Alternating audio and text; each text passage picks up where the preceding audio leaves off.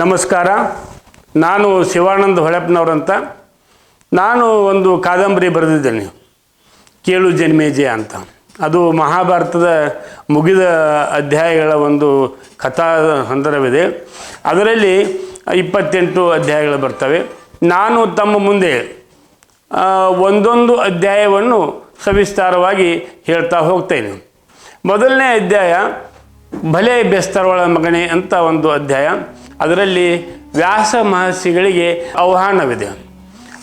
ವ್ಯಾಸ ಮಹರ್ಷಿಗಳು ಅಂದರೆ ಯಾರು ಅಂತ ತಮಗೆ ಅನಿಸ್ಬೋದು. ಅವರು ಪರಾಶರ ಮತ್ತು ಸತ್ಯವತಿ ದೇವಿಯರ ಮಗ. ಅವರು ಈ ಪಾಂಡವರ ಹುಟ್ಟಿಗೆ ಕಾರಣರಾಗ್ತಾರೆ.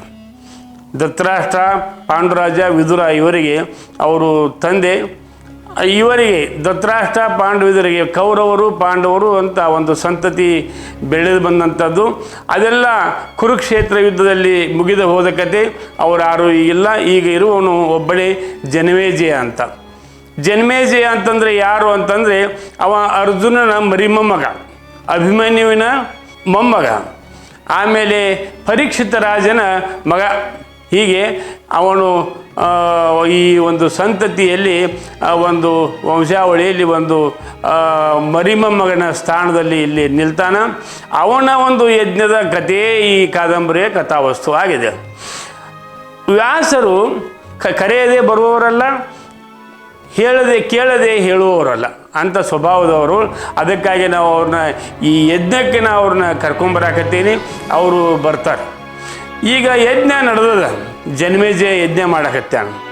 ಅವನ ತಂದೆಯ ಪ್ರೀತ್ಯರ್ಥವಾಗಿ ಒಂದು ಸರ್ಪ ಸತ್ರ ಅನ್ನುವಂಥ ಯಜ್ಞವನ್ನು ಮಾಡ್ತಾ ಇರ್ತಾನೆ.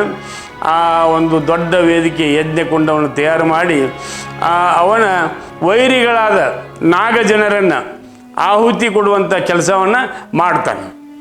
ಒಬ್ಬೊಬ್ಬ ನಾಗನನ್ನು ಹಿಡಿತಂದು ಕಂಬಕ್ಕೆ ಕಟ್ಟಿ ಅವರನ್ನು ಒಬ್ಬೊಬ್ಬರನ್ನಾಗಿ ಎತ್ತಿ ಯಜ್ಞ ಕುಂಡದೊಳಗೆ ಒಯ್ಯುವಂಥ ಒಂದು ಕೆಲಸ ಮಾಡ್ತಾರೆ. ಅಂಥ ಒಂದು ಯಜ್ಞ, ಅದಕ್ಕೆ ಸರ್ಪಸತ್ರ ಯಜ್ಞ ಅಂತ ಕರೀತಾರೆ. ಸರ್ಪಸತ್ರ ಯಜ್ಞ ಇದು ಮಹಾಭಾರತದ ಆದಿ ಪರ್ವದಲ್ಲಿ ಬರುವಂಥದ್ದು. ಇದು 36 ವರ್ಷಗಳ ನಂತರವಾಗಿ ನಡೆಯುವ ಒಂದು ಕಥೆ ಇದೆ. ಇಲ್ಲಿ ಎಲ್ಲವೂ ಆದ ಮೇಲೆ ಜನ್ಮೇಜಯನು ಒಬ್ಬನೇ ಇದ್ದಾನೆ. ಅವನು ಈ ಯಜ್ಞವನ್ನು ಮಾಡ್ತಾ ಇದ್ದಾನೆ. ಆವಾಗ ಒಬ್ಬ ಬರ್ತಾನೆ, ಋಷಿ ಬರ್ತಾನೆ. ಒಬ್ಬ ಬಂದು ಏನಂತಾನೆ, ಯಜ್ಞವನ್ನು ನಿಲ್ಲಿಸು ಅಂತಾನೆ. ಆವಾಗ ಆ ಯಜ್ಞದ ಮಾಡುವಂಥ ಋತ್ವಿಜರು, ಅದ್ವೈರಿಗಳು, ಹೋತಾಗಳು, ಬ್ರಹ್ಮಗಳು ಎಲ್ಲ ನಿಬ್ಬೆರಗಾಗಿ ಇವನ್ನ ನೋಡ್ತಾರೆ. ಯಾರಪ್ಪ ಇವ ಯಜ್ಞ ನಿಲ್ಲಿಸು ಅಂತ ಹೇಳಕತ್ತಾನಂತೇಳಿ ಇವನ್ನ ನೋಡ್ತಾರೆ. ಆವಾಗ ಇದು ಮಾತಿಗೆ ಮಾತು ಬೆಳೆದು ಅವ ಯಜ್ಞ ನಿಲ್ಲಿಸುವಂಥ ಪಟ್ಟು ಹಿಡಿದು ಕೂತಾನೆ. ಇವರು ಹೆಂಗೆ ಮಾಡೋದಪ್ಪ ಅಂತ ಇವರು ಎಲ್ಲ ಯಜ್ಞಿಕರು ಕೂತಿದ್ದಾರೆ. ಆವಾಗ ಇದು ಸುದ್ದಿ ಜನ್ಮೇಜಯಗೆ ಹೋಗ್ತದೆ. ಆವಾಗ ಯಾರಪ್ಪ ಇವ ನಮ್ಮ ಯಜ್ಞಕ್ಕೆ ಅಡ್ಡಿ ಪಡಿಸಾವಂತ ಹೊರಗೆ ಬಂದು ನೋಡ್ತಾನೆ. ಆವಾಗ ಇವು ನಿಂತಾನೆ ಯಜ್ಞ ಕುಂಡದ ಮೇಲೆ, ಎರಡೂ ಕೈಗಳನ್ನು ಮೇಲೆತ್ತಿ ನಿಂತಿದ್ದಾನೆ. ಯಜ್ಞ ನಿಲ್ಲಿಸು ಅಂತೇಳಿ. ಯಜ್ಞ ನಿಲ್ಲಿಸು ಅಂತ ಹೇಳಕ್ಕೆ ನೀ ಯಾರಪ್ಪ, ಎಲ್ಲಿಂದ ಬಂದಿ ಅಂತ ಕೇಳ್ತಾನೆ ಜನ್ಮೇಜಯ. ನಾನು ಈ ಯಜ್ಞದಲ್ಲಿ ಏನು ಸಾಯಕತ್ತಿರಲ್ಲ, ನೀನು ಸುಡಾಕತ್ತಿಲ್ಲ. ಒಬ್ಬೊಬ್ಬರನ್ನ ಎತ್ತಿ ಹೋಗೋದು ಅವರ ಸಂಬಂಧಿಕ ನಾನು, ಅವರು ನನ್ನ ಮಾತೃ ಸಂಬಂಧಿಗಳು. ಅದಕ್ಕಾಗಿ ಅವರನ್ನು ಈ ಹತ್ಯೆಗೈಯುವಂಥ ಕೆಲಸ ನಿಲ್ಲಿಸು. ಅದಕ್ಕೆ ಈ ಯಜ್ಞ ನಿಲ್ಲಿ ಅಂತ ನಾನು ಹೇಳಕತ್ತೀನಿ, ನಿಲ್ಲಿಸು ಅಂತಾನೆ.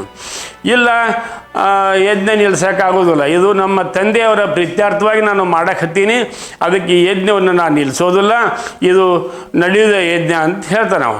ಆವಾಗ ಈ ಯಜ್ಞಕ್ಕೆ ಕೂತಿರ್ತಾರಲ್ಲ ಯಾಜ್ಞಿಕರು, ಹೋತ ಮತ್ತು ಅದ್ವೈರಿಗಳು, ಅವ್ರು ಹೇಳ್ತಾರೆ, ಜನ್ಮೇಜಯ ರಾಜರೇ, ಅವ ಕೇಳಕತ್ತಾನೆ ಏನೋ ವರ, ಅವ್ನು ಕೊಟ್ಟು ಬಿಡ್ರಿ, ಅವ ಏನು ಬಿಡ್ತಾನೆ ಕೊಟ್ಟು ನಮ್ಗೆ ನಿರ್ವಿಘ್ನ ಮಾಡಿಕೊಡ್ರಿ, ಇನ್ನೇನು ಯಜ್ಞ ಮುಗಿಯಾಕೆ ಬಂದದ ಅಂತ ಹೇಳ್ತಾರೆ ಅವರು. ಆವಾಗ ಏನಂತಾನೆ ಜನ್ಮೇಜಯ, ನೋಡಿರಿ ಋಷಿಮುನಿ, ತಾವು ಯಾರಂತ ನನಗೆ ಗೊತ್ತಿಲ್ಲ, ಬಂದಿರಿ, ಬರ್ರಿ, ನಿಮಗೆ ಸ್ವಾಗತ, ಈ ಯಜ್ಞದಲ್ಲಿ ಪಾಲ್ಗೊಳ್ರಿ, ಸಂತೋಷ ಪಡ್ರಿ ಅಂಥೇಳಿ ಹೇಳ್ತಾನೆ. ನಾ ಸಂತೋಷ ಪಡಕ್ಕೆ ಬಂದಿಲ್ಲ, ಸಂತಾಪಗೊಂಡು ಬಂದಿದ್ದೇನೆ. ಈ ಯಜ್ಞವನ್ನು ನಿಲ್ಲಿಸು, ತಕ್ಷಣವೇ ನಿಲ್ಲಿಸು ಅಂಥೇಳಿ ಅವ ಹೇಳ್ತಾನೆ. ಆವಾಗ ಕೇಳ್ತಾನೆ ಅವ, ನಿನಗೆ ಏನು ಬೇಕು ಅದನ್ನು ಕೊಡ್ತೀನಿ, ಬೆಳ್ಳಿ ಬಂಗಾರ ಕೊಡ್ತೀನಿ, ಹಾಲು ಕರೆಯುವಂಥ ಹಸುಗಳ ಒಂದು ಮಂದೆಯನ್ನು ಕೊಡ್ತೀನಿ ನಿನಗೆ, ಆದರೆ ಅದು ತೊಗೊಂಡು ನೀನು ಶಾಂತವಾಗಿ ನಮ್ಮ ಯಜ್ಞ ಸಾಂಗವಾಗಕ್ಕೆ ನೀನು ಅನುವು ಮಾಡಿಕೊಡು ಅಂತೇಳಿ ಜನಮೇಜ ಕೇಳ್ತಾನೆ. ಆದರೂ ಅವನು ಒಪ್ಪಂಗಿಲ್ಲ. ನನ್ನ ಹಠ ಅಂದ್ರೆ ಹಠನ, ನೀನು ನನಗೆ ಕೊಟ್ಟದ್ದು ವರ ಕೊಡಬೇಕು, ನೀನು ಈಗ ಈಡೇರಿಸಬೇಕು ಅಂತಾನೆ. ನಿಮ್ಗೆ ಯಾವ ವರ ಕೊಟ್ಟಿನಿ ನಾನು ಅಂತ ಕೇಳ್ತಾನೆ ಅವ. ಹಿಂದಕ್ಕೆ ನೀವು ನಮ್ಮ ತಂದೆ ಜರತ್ಕಾರವನ್ನು ನೀವು ಹತ್ಯೆ ಮಾಡಿದ್ರಿ, ನೀವು ಭೇಟಿ ಆಡಕ್ಕೆ ಬಂದಿದ್ರಿ. ಆವಾಗ ಬಾಣದಿಂದ ನಿಮ್ಮ ಬಾಣದಿಂದ ನಮ್ಮ ತಂದೆ ತೀರ್ಕೊಂಡಾರ. ಆವಾಗ ನೀವು ಏನಂದ್ರಿ, ನನಗೆ ನೀವು ಬೇಡಿದ ವರ ಕೊಡ್ತೀನಿ ಅಂತಂದ್ರಿ. ಆವಾಗ ನಾನು ಬೇಡಲಿಲ್ಲ, ಈಗ ಬೇಡಾಕತ್ತೀನಿ, ಅದಕ್ಕೆ ನನಗೆ ವರ ಕೊಡು. ಆ ವರ ಅಂದ್ರೆ ಯಜ್ಞವನ್ನು ನಿಲ್ಲಿಸೋದು ಅಂಥೇಳಿ ಖಡಾಖಂಡಿತವಾಗಿ ಹೇಳ್ತಾನೆ. ಆವಾಗ ಅವನಿಗೆ ಬೇಕಾದಷ್ಟು ಆಮಿಷ ಕೊಟ್ಟರು. ಅವನು ಇದಕ್ಕೆ ರಾಜಿ ಆಗಿ ನಿಲ್ತಿಲ್ಲ. ಅವನು ಮತ್ತೂ ಆಗ್ರಹಪೂರ್ವಕ ಹೇಳಕತ್ತಾನ, ಯಜ್ಞ ನಿಲ್ಲು ಅಂತ.